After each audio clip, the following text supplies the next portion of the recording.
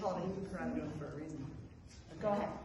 Well, so what I think it's important to note is that just about every county right now is trying to steal your land. Not just trying, they did. And they usually do it through tacit, non-consensual agreements. So when you signed or you registered to vote here, when you signed a marriage certificate, when you signed your children into the hospital, when you signed their birth certificate, when you signed your driver's license, all of these things are scams to not only steal everything that you own, your entire estate, your children, and your land.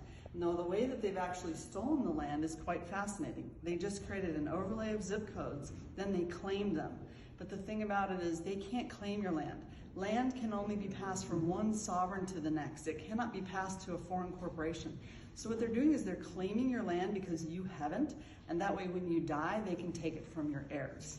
So that's why we need to get a little smarter about operating in the private, setting up our own private trusts, and claiming our land. It's like far and away. All you need is a bunch of little, white flags and some posts so you can get your meets and bounds, and then you can claim your land, and therefore you can then pass it on to your heirs. So one of the things we're doing immediately for Operational Restoration is we're setting up a PMA, a social compact, where we're providing refuge for people that want to come back and get their land back from the county. We're talking 4.5 million people in Maricopa County, of which they have every single person, this right here, this Maricopa County Assessor's Office. Which, Mickey, no one's here working. No one's even here all these, working. today's March 13th. They've stolen your land, and they're just banking on the fact that you're going to die. And they're all running around in there because they see us. If I may, the way how it's done. So you have a land, you have a physical land that can be only described in physical meets and bounds.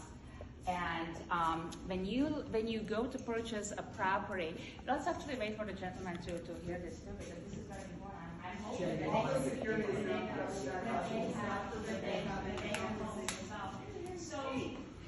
so when you go to purchase a property, you have a realtor, right?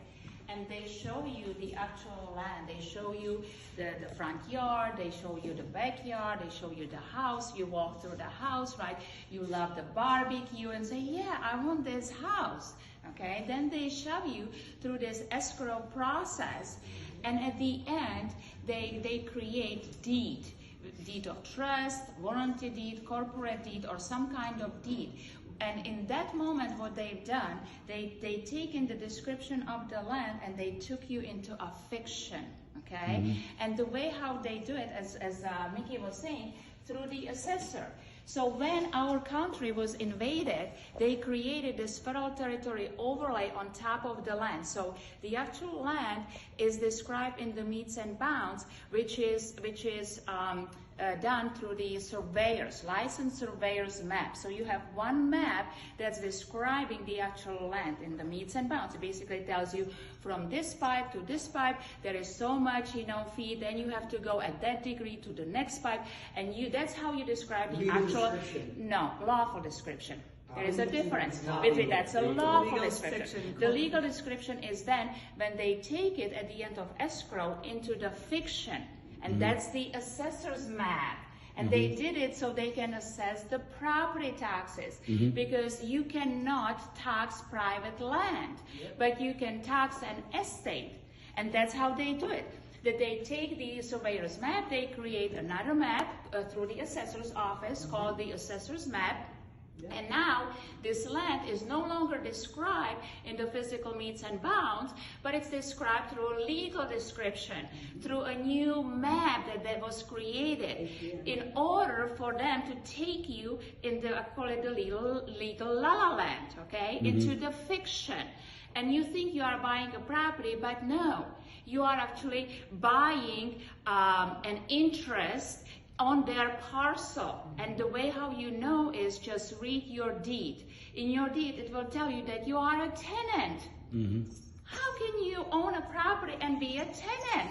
And how come if you paid all your property, if you paid for the house that you own, how come, let's say you get a disease and something bad happens to you and you can no longer afford to pay the property taxes, that the county can come and steal your house that it's paid for? How is that done? This is how it's done. It's all done for fraud. And people don't even realize that actually they are not foreclosing on the actual land, but they are foreclosing on a fiction, on APN number, which doesn't exist. It only exists as a creation of the mind. Okay? So the solution is people need to wake up and they need to make claim to the land that's actually sitting abundant.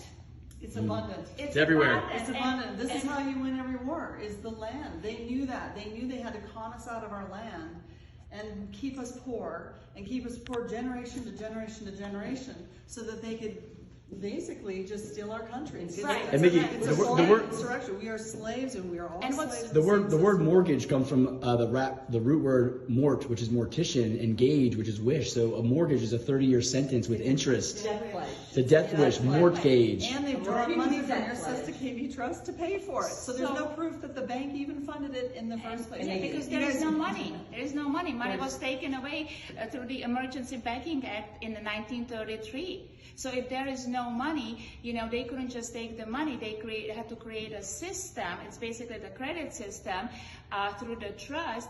You can only discharge, set off, or terminate the debt if you have no way to pay for anything. So what I like to really stress out to people is, if you look at all the foreclosures where people's lives were ruined, where families were ruined, people committed suicide for nothing, okay, for nothing, because they left a land that they settled on. This is the American dream, that you can own a land, you can nurture the land, you can live from the land, and then you pass it to your heirs.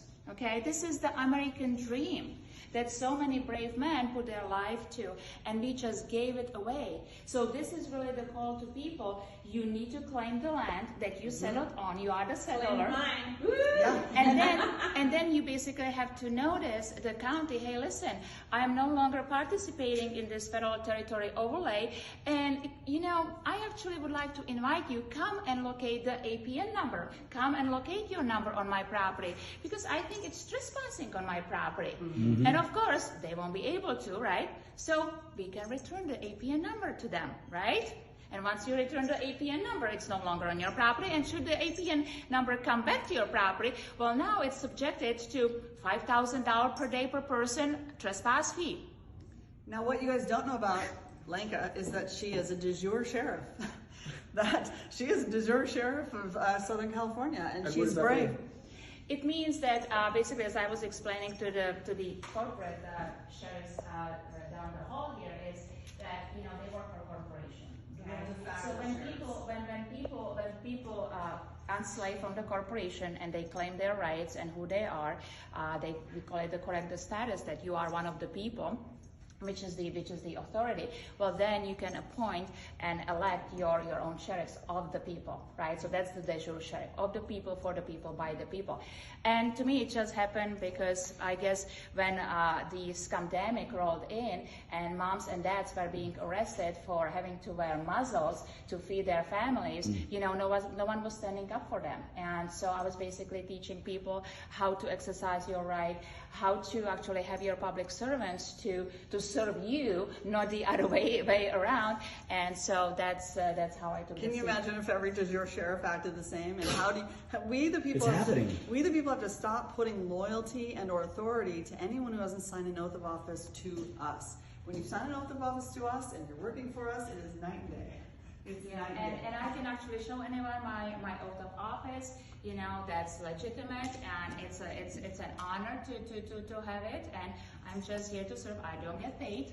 So this is all volunteering because I love freedom and I love America, and that's what I can Is do. that If we California don't have Republic? freedom, we don't have California Republic, that's correct. Yeah, California Republic, which once again, all these seats are sitting vacant, okay? And people just have to populate these offices, turn the light on, and start self-governing. So And- let's simplify that. You have two governments. You have a de facto and a de jure. The de jure will never fail because it's set up by the forefathers. Okay, de jure is a republic. It will never fail for lack of a trustee. We just have to seed it. Guys, stop watching the fake, phony, false, fake news, fake government, fake everything, and start watching the real stuff. This is the real news. This is what real de jure sheriffs do, okay, Yes. they work for us. On top of that, I have the land patent for almost all of Maricopa County, as in we pulled the patent, and now everyone can follow the process and procedure to simply claim your land and pass it down to your heirs. Yeah. So this really is the start of a new, we're